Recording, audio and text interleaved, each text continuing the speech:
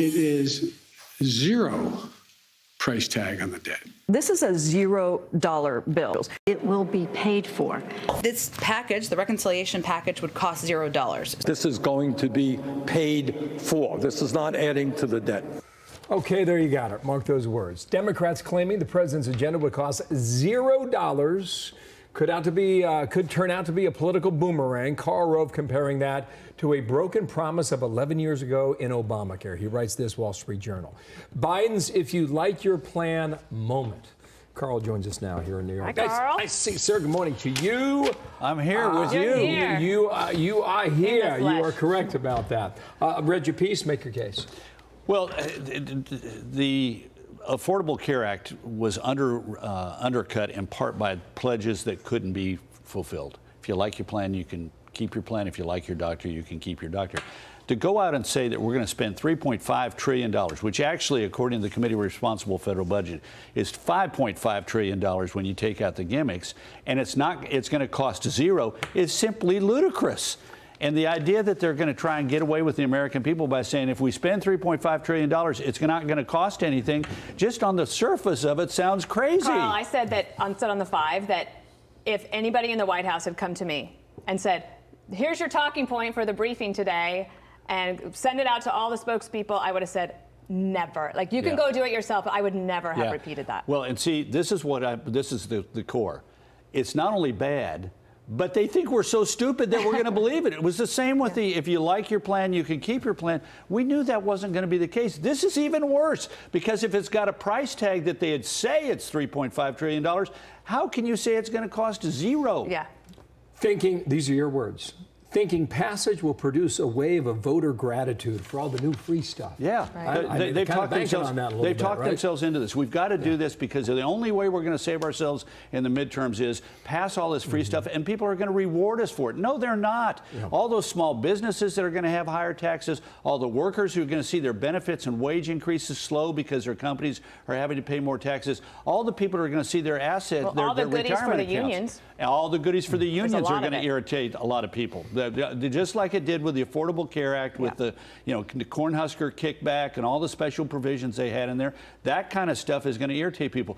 Really, you're going to give people $8,000 to buy an electric car, even if you're making $800,000 a year. But we're going to give you $12,500 if you get it from a union manufacturer, a union plant, as opposed to a non-union plant. The point is, plant. and all this big stuff is, I mean, there's so much in here. The list runs from New York to Austin, Texas, and you don't know it, as Nancy Pelosi said one time, until we pass They it. released they posted the bill on Saturday night. It is 2,465 pages long. I want to know what members are going to would vote for this today who've actually read the darn bill. I've tried to read parts of it, and it's so obscure. We had one guy read part of the bill and stumbled on, in this bill, if you violate an OSHA, an Occupational Safety Health Administration ruling, your fine is now 10 times what it used to be. Wow. So if it was a $7,000 fine, which was sort of the average,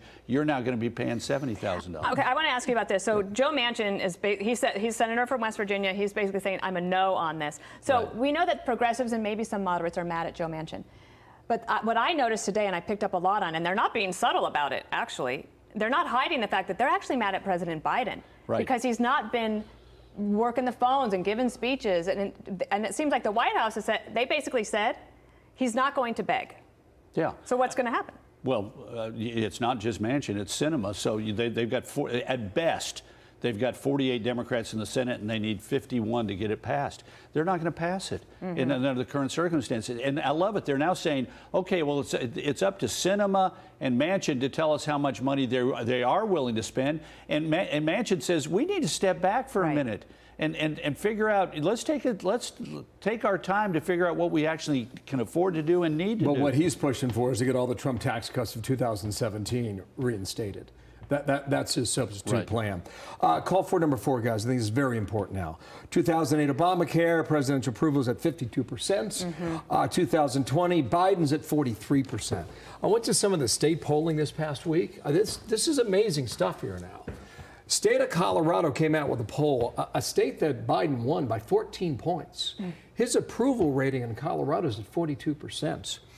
In North Carolina, that was razor thin, he's at 38%. In Texas, a state Trump won by 9 points, he's at 32%.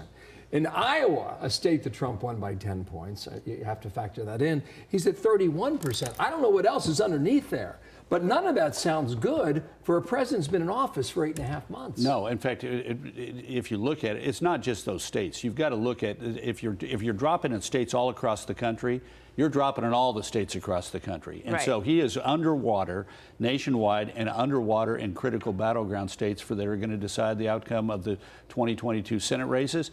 And he's going to be underwater in critical battleground congressional districts. The Democrats are going to lose the House of Representatives. No ifs, ands, or buts about it. The question is, how many seats do they lose? Is this going to be a 63-seat wipeout like 2010? I don't think so, because the Democrats lost 14 seats No one last time around. predicted 63 in 2010. Nobody predicted either, though. 63.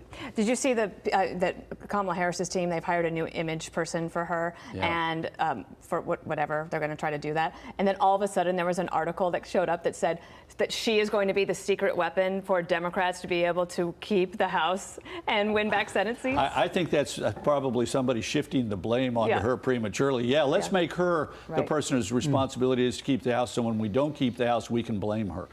You know, I was with a couple of Democrats last week on a panel, and they were talking about the 2024 presidential election and if Joe Biden runs and blah, blah, blah, blah, blah. I said, look, he's not going to be the nominee of the Democratic Party, and neither is she. She has done nothing in the last 9 months to ingratiate herself into the American people's goodwill, and he is a transitional figure. And what is happening now with his inability to get things done, with his mistaken belief that he was absolutely right on Afghanistan, with the ignorance of what's happening on our southern border, with the back and forth on COVID that's caused people to lose confidence in the thing that he came into office that they wanted him to absolutely do, and then the growing sense on the economy that things are getting away from us. Bacon at a 28-year high, gasoline over $4 a Natural gas, energy prices, all of it. You whole kit and caboodle. Carl, great to have you. Nice to see Great you. to be here. Don't touch my bacon.